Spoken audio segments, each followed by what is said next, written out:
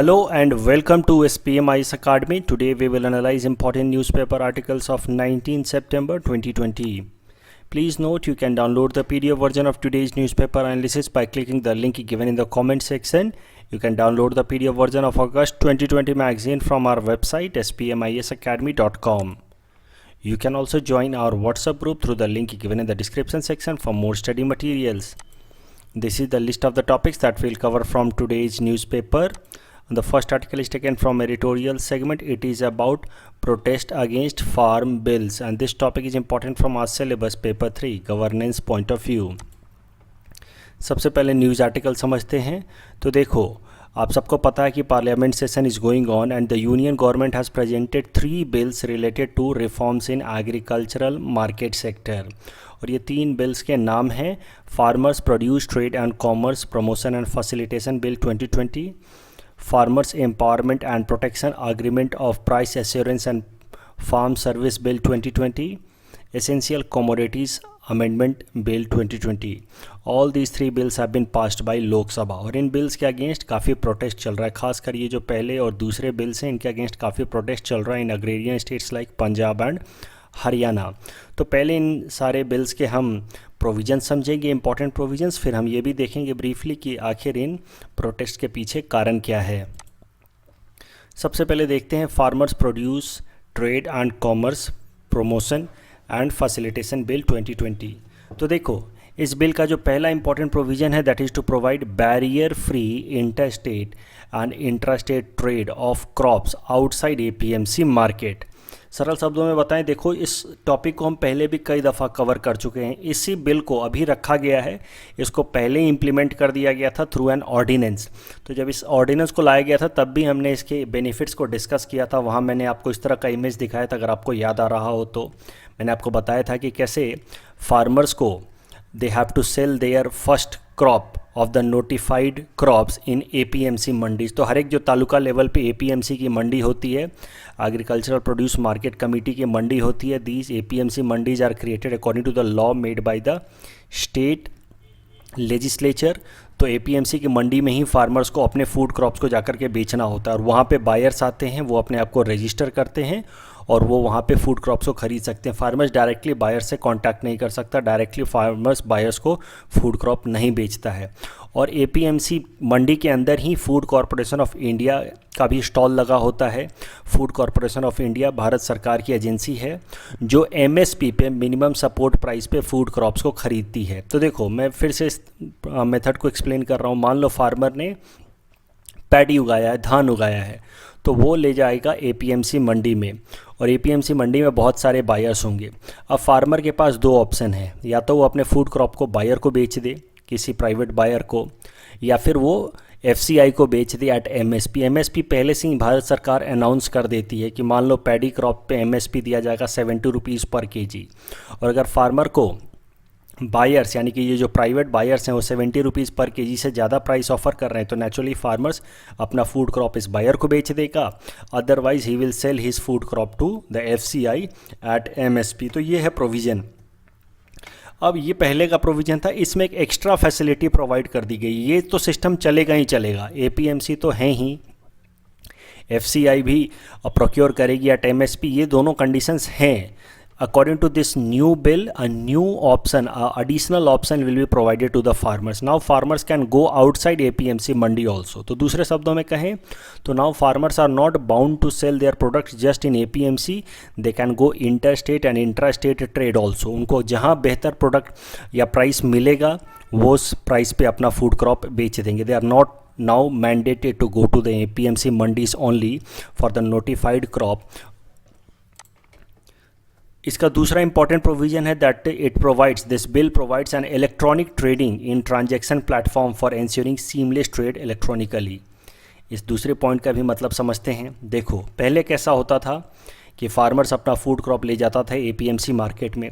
APMC market में बहुत सारे इस तरह के मिडिल मैन होते हैं और वो मिडिल मैन फार्मर से काफ़ी सस्ते दामों पे फूड क्रॉप खरीद लेते थे। फॉर एग्जांपल मान लो 10 रुपये पर केजी वो फूड क्रॉप खरीद लेगा और उसी फूड क्रॉप को वो ले जा कर के शहरों में महंगे दामों पे से 50 रुपीज़ पर केजी में वो बेच देगा, क्योंकि उसको पता है कि इसका मार्केट प्राइस क्या है। सिटी में इसको क्या प्राइस मिलने वाला है, लेकिन फार्मर्स को तो पता होता नहीं है।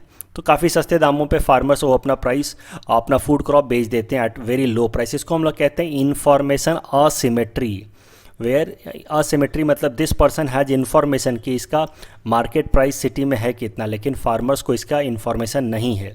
सो इस इंफॉर्मेशन असिमेट्री वाले प्रॉब्लम को एड्रेस करने के लिए now there will be electronic portals at village level. तो जगह जगह पे खासकर मंडीज में इस तरह की इलेक्ट्रॉनिक ट्रेडिंग पोर्टल लगाई जाएगी, जहाँ पे इंटरनेट की मदद से ये जो शहर का बायर है वो अपना प्राइस फीड कर देगा कि वो 50 रुपये पर केजी पे करने को तैयार है, और वो प्राइस जो ये बायर पे करना चाहता है वो इस इलेक्ट्रॉनिक ट्रेडिंग पोर्टल पे डिस्प्ले होगा।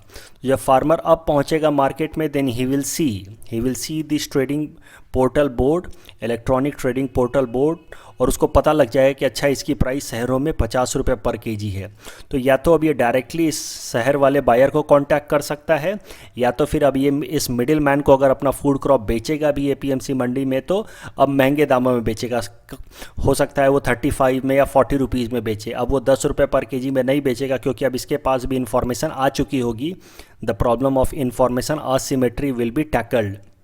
इसको पता है कि सिटी में प्राइस है 50 रुपये पर केजी, तो वो बेहतर बार्गेनिंग कर सकता है, नेगोशिएशन कर सकता है। तो ये दो इंपॉर्टेंट प्रोविजंस लाए जाएंगे अंडर दिस न्यू बिल। अगर ये एक बार ये बिल एक्ट बन जाता है तो इससे फ़ायदे क्या क्या होंगे? Of course it will help farmers to trade freely and get better price.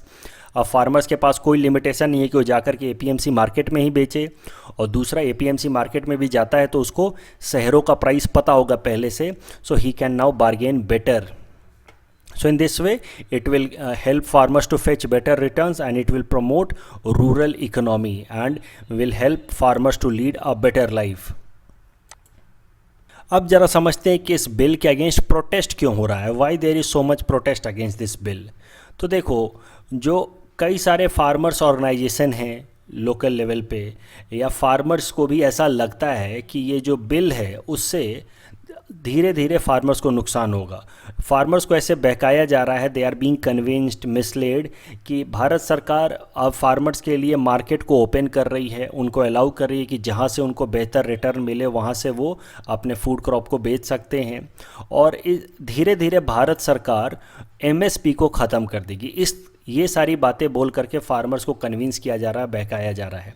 इसमें सबसे ज़्यादा पॉलिटिकल पार्टीज़ में इंगेज्ड हैं, कई सारे लोकल फार्मर्स ऑर्गेनाइजेशंस हैं, they are getting engaged in convincing. बहुत सारे जो मिडिल मैन एसोसिएशन हैं, ऑर्गेनाइजेशंस हैं, they are getting engaged in convincing farmers के इस बिल से फार्मर्स को फ़ायदा नहीं नुकसान होगा, और धीरे धीरे भारत सरकार एमएसपी ख़त्म कर देगी.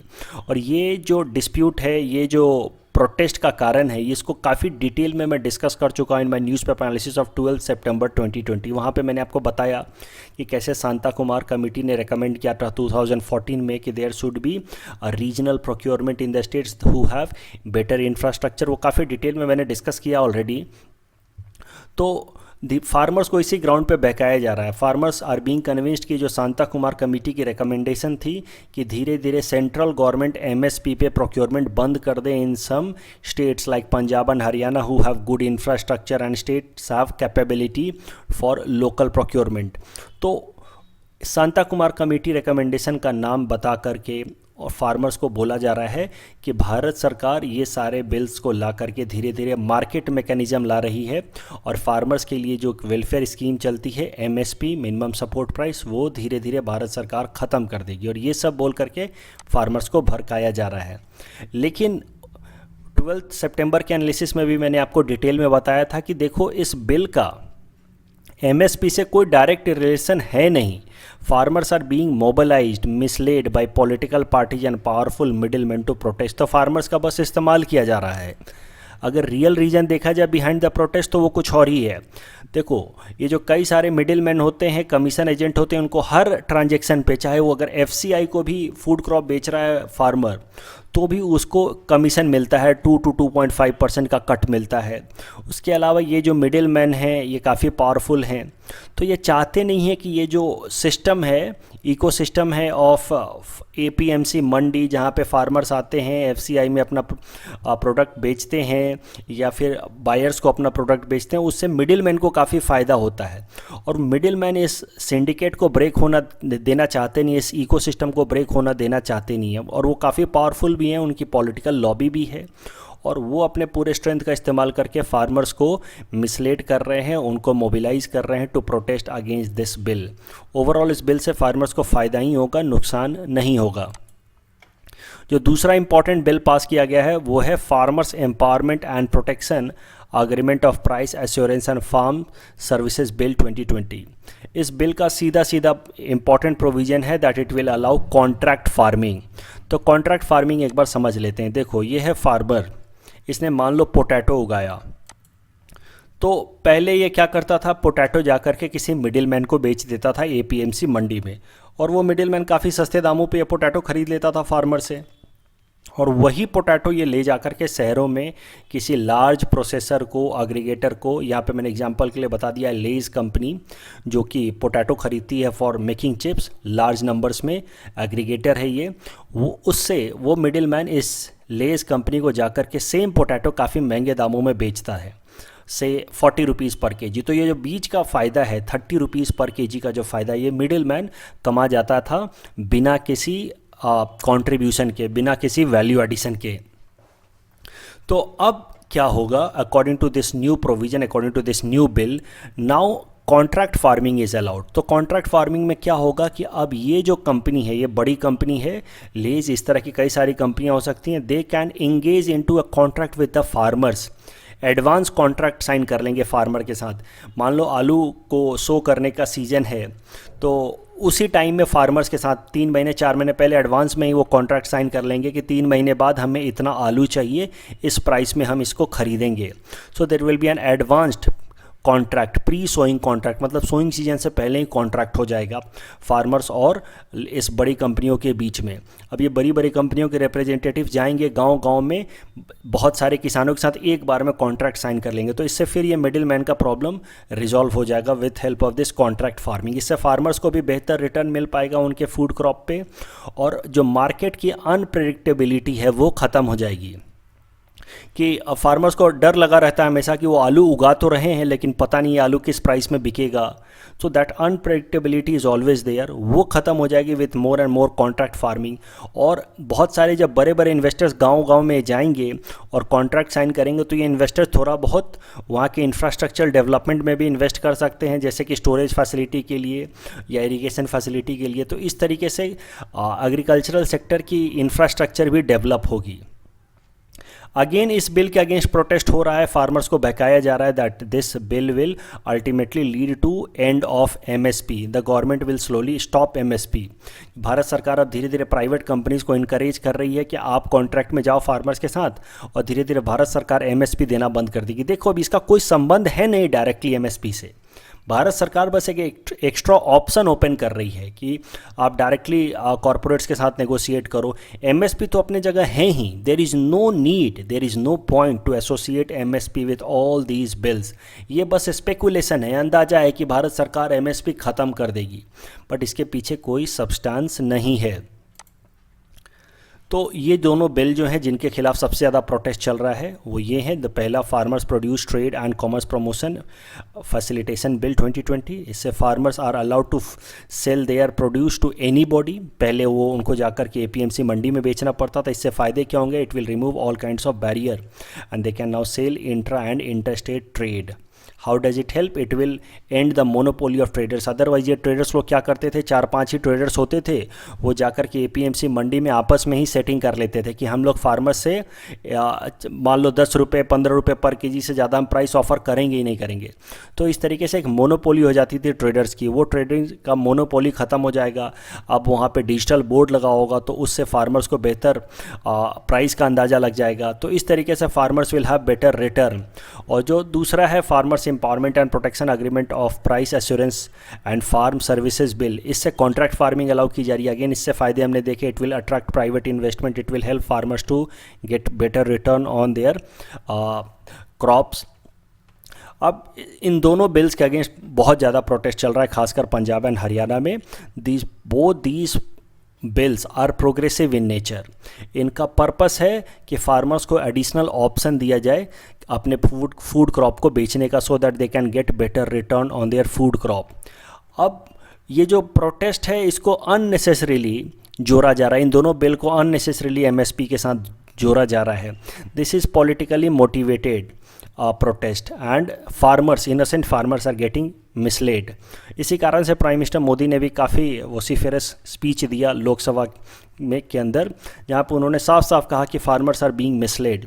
कई सारे लोकल पॉलिटिकल पार्टीज़ हैं, आपको पॉलिटिकल पार्टीज़ के नाम नहीं लिखने, लेकिन शिरोमणि अकाली दल की पॉलिटिकल जो पार्टी है पंजाब की, उसने यूनियन गवर्नमेंट के साथ जो एनडीए है उससे अपना सपोर्ट विड्रॉ कर लिया, citing this two farm bill.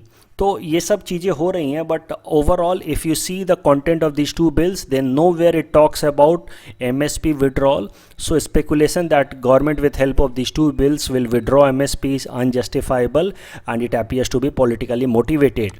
जो तीसरा इंपॉर्टेंट बिल है वो है regarding essential commodities act of 2020। इसको देखो, ये नया बिल नहीं है, ये बाकी जो दो बिल हैं ये अपने आप में नए बिल हैं, राइट। लेकिन ये जो बिल है ये एक अमेंडमेंट एक्ट है, यानी कि पहले से already essential commodities act of 1955 है, उसको अमेंड किया जा रहा है with help of this new bill. तो जो पुराना एसेंशियल कमोडिटी एक्ट ऑफ 1955 है उसका पर्पस क्या है वो जरा देखते हैं। उसका पर्पस था to ensure easy availability and assurance of commodities to consumer. सरल शब्दों में बोलें तो जो बेसिक एसेंशियल कमोडिटीज़ हैं, हमारी खाने पीने की चीज़ें हैं, वो सारी चीज़ें, केरोसिन है, वो सारी चीज़ें हमें हमेशा मिलती रहें, हमें कोई उसमें तकलीफ़ ना हो। इस चीज़ को इंश्योर करने के लिए एसेंशियल कमोडिटीज़ एक्ट लाया गया था 1955 में। इसमें भारत सरकार करती क्या है, it puts regulation on control of production, distribution, pricing of commodities which are declared essential. तो जो भी प्रोडक्ट भारत सरकार एसेंशियल कमोडिटीज एक्ट के अंतर्गत एसेंशियल डिक्लेयर कर देती है कि ये प्रोडक्ट एसेंशियल है, उसके प्रोडक्शन से लेकर के, सेल से लेकर के, सप्लाई से लेकर के हर एक चीज़ पे भारत सरकार रेस्ट्रिक्शन लगा सकती है। फॉर एग्जांपल कुछ दिनों पहले आपको याद होगा, मैंने भी न्यूज़पेपर एनालिसिस में बताया था कि भारत सरकार ने एसेंशियल कमोडिटीज़ एक्ट के अंतर्गत फेस मास्क और सैनिटाइजर को एसेंशियल कमोडिटी डिक्लेयर कर दिया बिकॉज ऑफ कोविड-19 पैंडेमिक। तो अब उसके बाद भारत सरकार ने एक बार फेस मास्क और सैनिटाइज़र को एसेंशियल कमोडिटी डिक्लेयर कर दिया, उसके बाद वो कंट्रोल लगा पाई कि इस पर्टिकुलर प्राइस से ज़्यादा पे कोई भी फेस मास्क बेचेगा नहीं, सैनिटाइज़र को इस पर्टिकुलर प्राइस से ज़्यादा पे कोई बेचेगा नहीं। अदरवाइज़ इसकी ब्लैक मार्केटिंग हो रही थी, इन दोनों प्रोडक्ट्स की काफ़ी होर्डिंग हो रही थी। तो ये जो एडिशनल पावर मिलता है भारत सरकार को, स्टेट गवर्नमेंट्स को, वो इसी एक्ट के अंतर्गत मिलता है कि किसी भी प्रोडक्ट के प्राइस पे रिस्ट्रिक्शन लगा सकते हैं, उसको एक बार एसेंशियल डिक्लेयर करके। एसेंशियल आइटम्स में कई सारे आइटम्स आते हैं, जैसे कि drugs, fertiliser, pulses, edible oils, petroleum and agricultural products, rice, wheat, ये सब एसेंशियल कमोडिटीज़ में काउंट किए जाते हैं। एसेंशियल कमोडिटीज एक्ट इंप्लीमेंट कैसे होता है ज़रा देखते हैं। देखो, कौन कौन से प्रोडक्ट एसेंशियल कमोडिटीज़ एक्ट में काउंट किए जाएंगे, जिनके प्रोडक्शन सप्लाई पे रेगुलेशन लगाया जाएगा, वो सब डिसाइड करता है सेंट्रल गवर्नमेंट। लेकिन इसको इम्प्लीमेंट करने की जिम्मेदारी, the responsibility to implement it lies with the state government. तो एक बार जैसे इसी एग्जाम्पल को देख लो, भारत सरकार ने अनाउंस कर दिया कि फेस मास्क एक एसेंशियल कमोडिटी है under essential commodity act of 1955, और कोई भी फेस मास्क को 40 रुपये से ज़्यादा में नहीं बेचेगा। तो ये भारत सरकार ने फैसला किया कि फेस मास्क होगा एसेंशियल कमोडिटी। बट नाउ अब state governments, respective state governments देखेंगी कि कोई भी पर्टिकुलर सेलर इसको होर्डिंग नहीं कर रहा है और उसको 40 रुपये से ज़्यादा महंगा नहीं बेच रहा है। So the responsibility of implementation lies with the state government and the list of the essential commodities reviewed time to time. तो ज़रूरत के हिसाब से नई नई एसेंशियल कमोडिटीज़ ऐड की जाती हैं या किसी कमोडिटी को हटाई जाती है from the essential commodity list. ये तो ओल्ड लॉ था, इसको अमेंड किया जा रहा है with help of this new amendment bill, essential commodities amendment bill 2020। इस अमेंडमेंट बिल में क्या प्रोविजन है? This bill removes cereals, pulses, oil seeds, edible oil, onion, potatoes from the list of essential commodities. तो ये सारे products essential commodities में permanently इनका नाम डाल दिया गया था, और इनके प्राइस पे जब चाहते भारत सरकार रेगुलेशन लगा सकती थी, स्टेट गवर्नमेंट्स उसको इम्प्लीमेंट कर सकती थी। लेकिन अब ये इन सब प्रोडक्ट्स का नाम एसेंशियल कमोडिटीज़ से हटा दिया जाएगा। इन पे अब रेगुलेशन तभी लगेगा जब कोई एक्स्ट्रा ऑर्डनरी एक्सेप्शनल सर्कमस्टांसेज आ जाए, मान लो कभी फेमाइन आ जाए या वॉर हो जाए, तभी इनके ऊपर रेगुलेशंस लगाया जाएगा, इनकी प्राइसिंग पे, स्टॉकिंग पे। अदरवाइज इन जनरल इन सारे फूड क्रॉप्स पे अब कोई रेगुलेशन नहीं होगा। They will be completely allowed on the market mechanism, जिसको जितना खरीदना है खरीदे, जिसको जितने प्राइस पे बेचना है बेचे।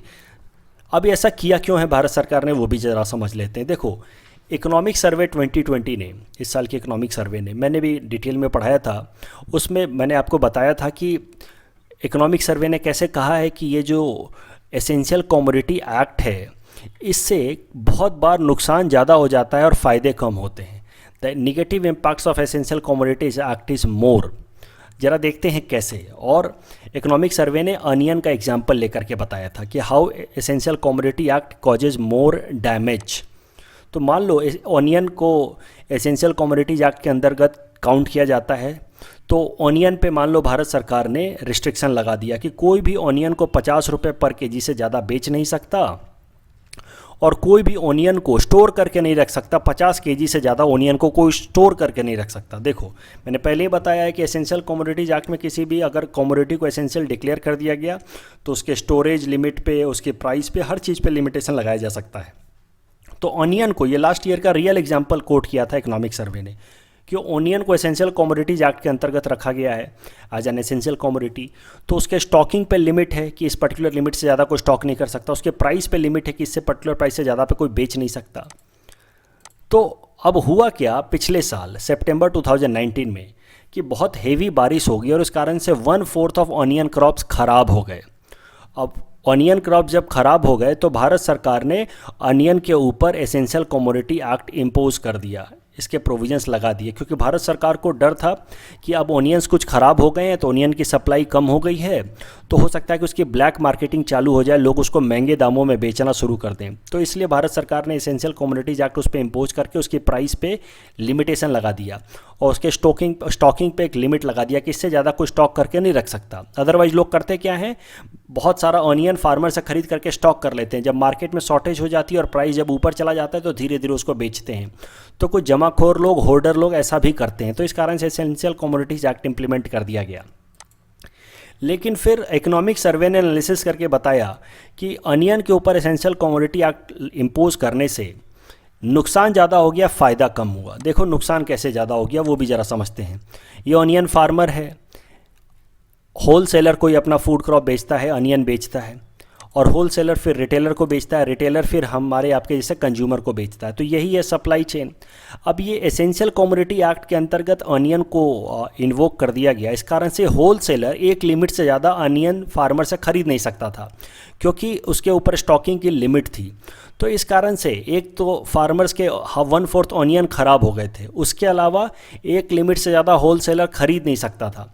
तो फार्मर्स को ही बहुत सारा ऑनियन अपने पास रखना पड़ा, और हेवी बारिश हो गई, बिकॉज ऑफ हेवी रेन काफ़ी सारा ऑनियन ख़राब हो चुका था। तो हुआ क्या कि because this wholesaler could not store onion with himself, कई सारे होल सेलर इनके पास स्टोरेज कैपेसिटी होती है, लेकिन because of essential commodities act ये ऑनियन को अपने साथ स्टोर करके नहीं रख सकते थे। तो फार्मर्स को अपने साथ ऑनियन स्टोर करके रखना पड़ा, और फार्मर्स के पास साइंटिफिक स्टोरेज कैपेसिटी भी नहीं थी। तो उसके बाद जब बारिश हुई तो उनके और भी ऑनियन क्रॉप्स ख़राब हो गए।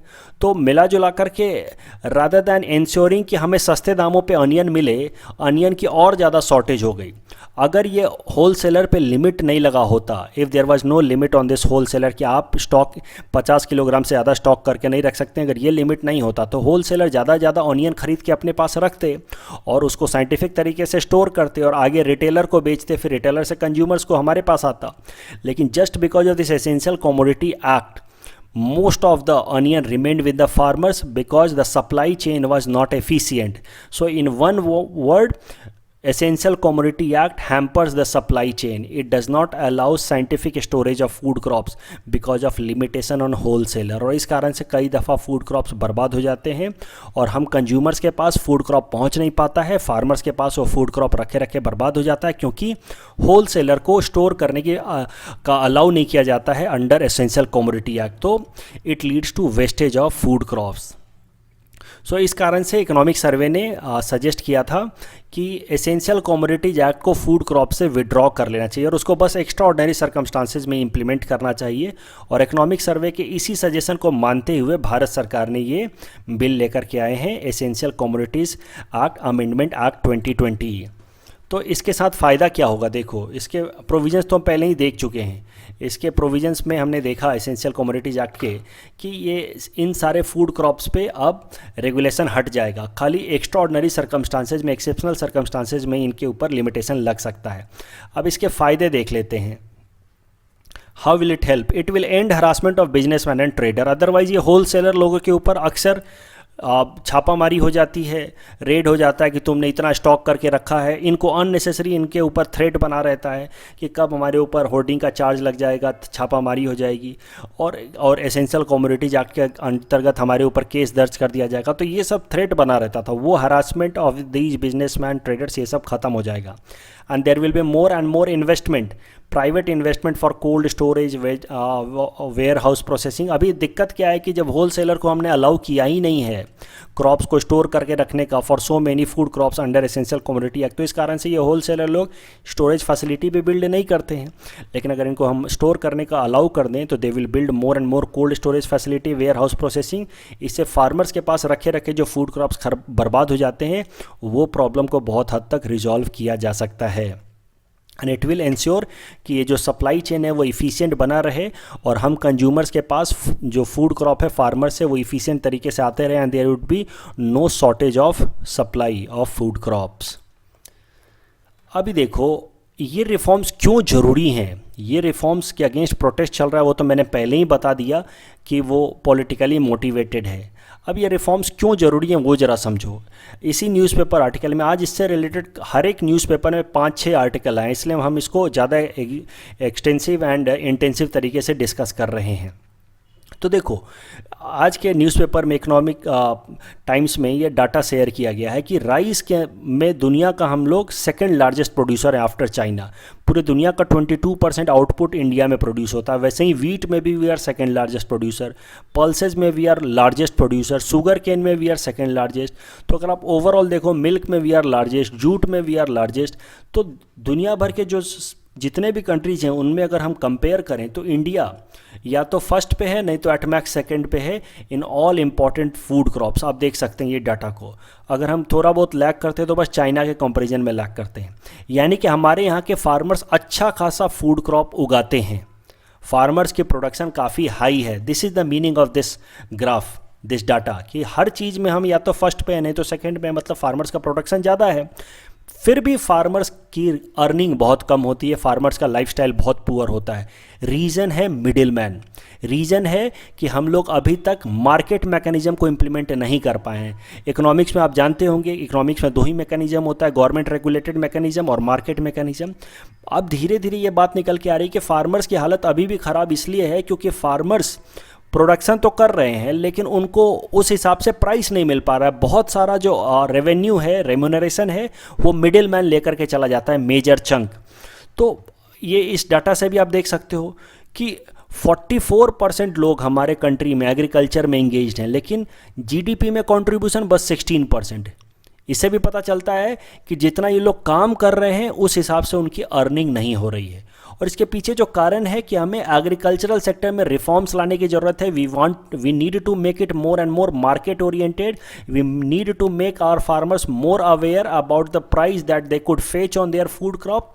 Then only our farmers can get better return and have better lifestyle. Then only overall contribution of agriculture in Indian GDP will increase. Middleman grab a big chunk of profit while farmers suffer. इस चीज़ को हमें tackle करना होगा. ये जो current reforms लेकर के आना चाह रही है भारत सरकार, ये इसी डायरेक्शन में एफर्ट है, मिडिल मैन को साइड करने का और ये हमारे जो फार्मर्स हैं उनको मार्केट के थ्रू बेहतर रिटर्न दिलवाने का। लेकिन अब farmers of course there is some ignorance in the farmers, और उनको बहलाना फुसलाना मिसलीड करना आसान है, और इस कारण से जो पॉलिटिकल ग्रुप्स हैं या फिर जो वेस्टेड इंटरेस्ट वाले मिडिल मैन ग्रुप हैं वो सब फार्मर्स को कन्विंस कर रहे हैं, मिसलीड कर रहे हैं टू प्रोटेस्ट, और इस कारण से इतना ह्यूज प्रोटेस्ट हो रहा है। इस पूरे टॉपिक के ऊपर हमने आपको प्रैक्टिस क्वेश्चन दे रखा है, आप इस क्वेश्चन को अटेम्प्ट कर सकते हैं, you can submit the answer in the comment section. The next article is taken from international segment, it is about blue flag beaches. This topic is important from our syllabus paper 3 international agencies point of view.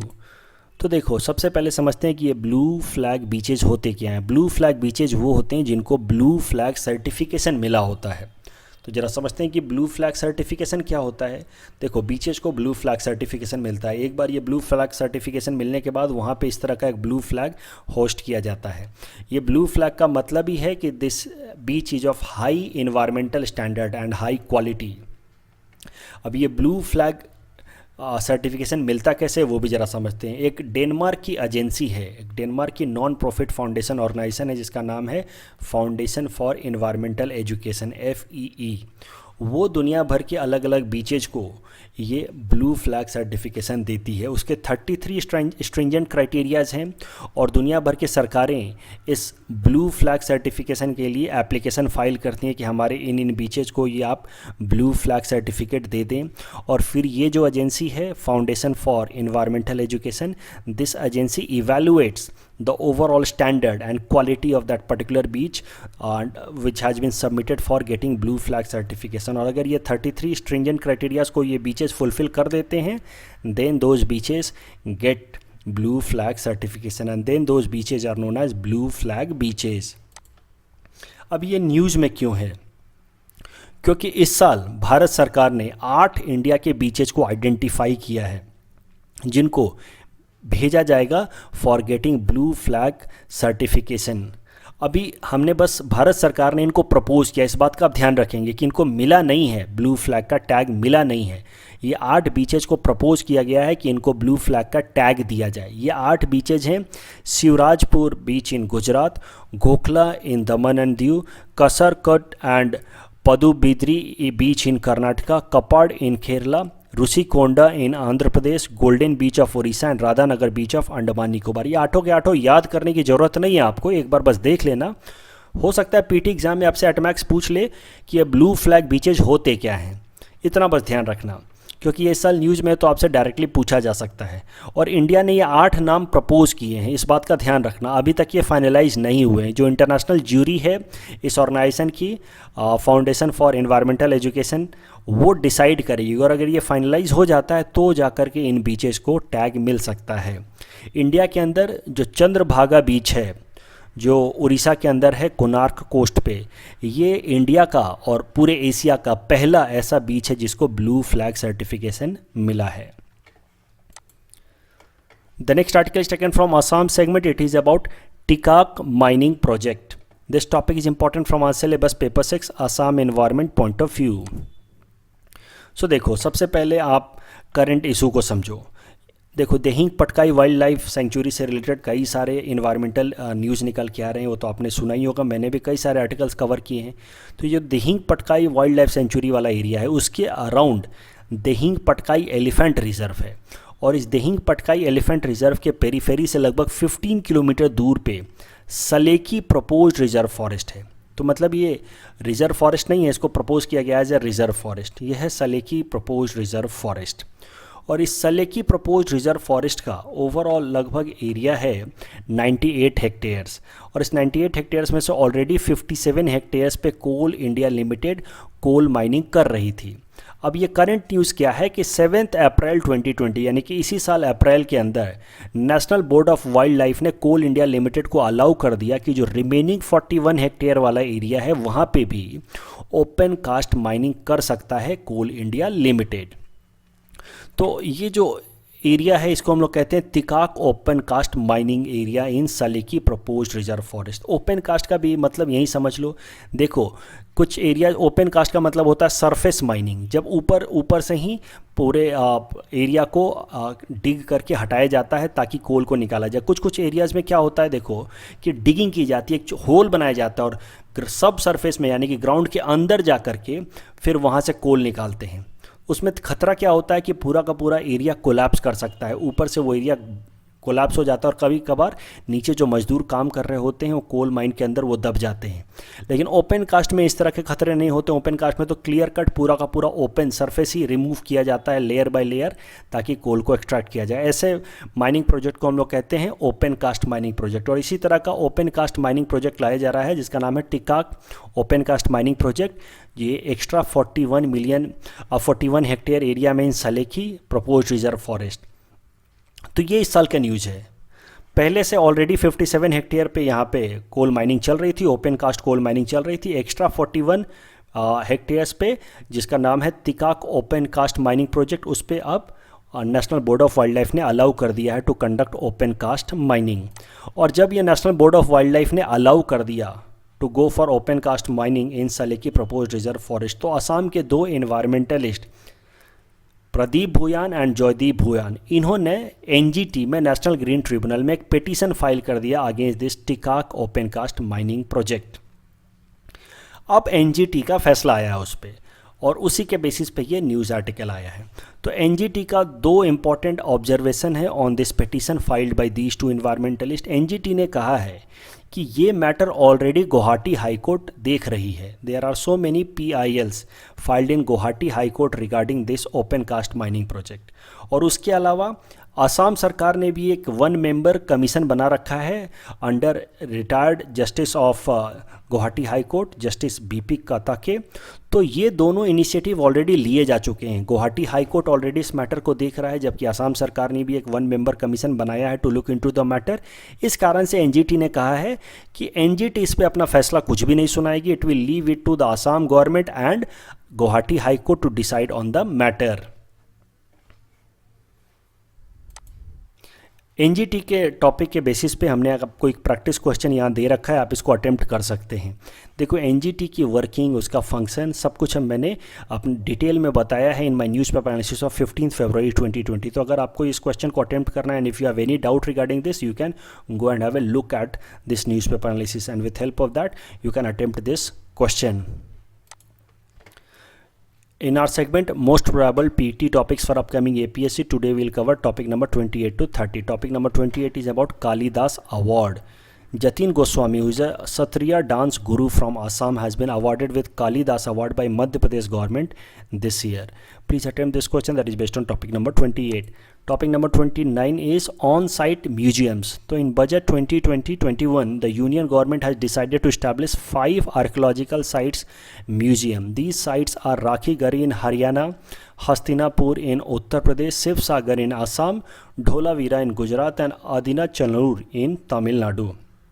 कुछ याद रखो ना रखो, कम से कम इतना याद रखना कि शिव सागर आसाम के अंदर एक ऑन साइट यानी कि उसी जगह को जो इंपॉर्टेंट आर्कियोलॉजिकल साइट्स हैं उनको म्यूजियम में कन्वर्ट कर दिया जाएगा according to budget provision of 2020-21. Please attempt this question that is based on topic number 29. Topic number 30 is about Pradhan Mantri Matru Vandana Yojana award. South Salmara Mankachar district of Assam got 3rd prize for implementation of Pradhan Mantri Matru Vandana Yojana. Indore of Madhya Pradesh and Kurnool of Andhra Pradesh got 1st and 2nd prize respectively. Please attempt this question that is based on topic number 30.